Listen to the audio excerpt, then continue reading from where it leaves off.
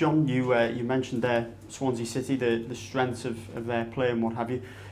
When you're looking for a result after losing as many matches as you have, in a way, are they almost not the team you want to face this weekend, given their recent good record at St James's Park? Well, when you look at the last 6 games we've had, they've been difficult fixtures, certainly difficult fixtures and difficult games for us. But you look at the Swansea situation, they've got 1 or 2 injuries now. Obviously Taylor's the full-back's out, suspended. They've got 1 or 2 little issues where they've had to reshuffle their team, and we see that as our advantage. And they're a side that will keep the ball, so we're going to have to be patient at times. But like I said last week, I've got to come up with a winning formula to try and win the game, to get 3 points, and hopefully we've done that, or we can do that.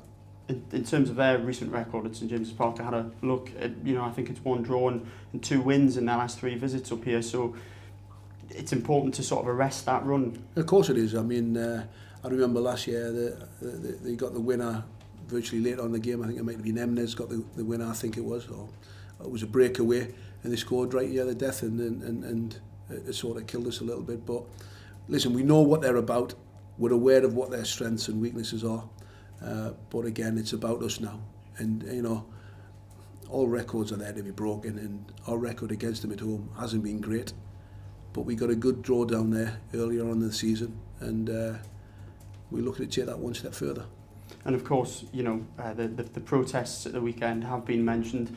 You said before that you would rather they were in the stadium, but when you think back to a few years ago, the Hull City game, the season Newcastle were relegated, there were pretty venomous protests in the stadium that day, and it didn't really help the team on the pitch. Does that worry you at all? I don't think it's going to be venomous.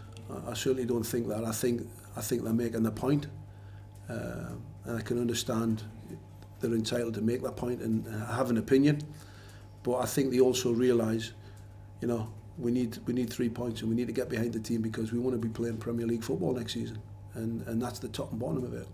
But surely though, if fans in the stadium, are venting their spleen, for want of a better term, it can't help the players on the pitch. It happens when you're winning. Trust me, you're never going to please everybody. So there's always going to be spells and times where people are having a go at you, and we've just got to deal with that. We've got to get on with that and not try not to let it affect us.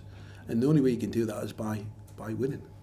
As someone from the North East, though, a supporter of the club, does it disappoint you to sort of see the fans feeling the way they do at the minute? It doesn't disappoint me because people are entitled to do that.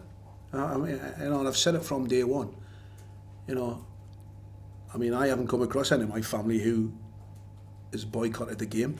But if they wanted to, then it's their opinion. They pay their money. They're allowed to do what they want. So as far as I'm concerned, people can do what they want to do.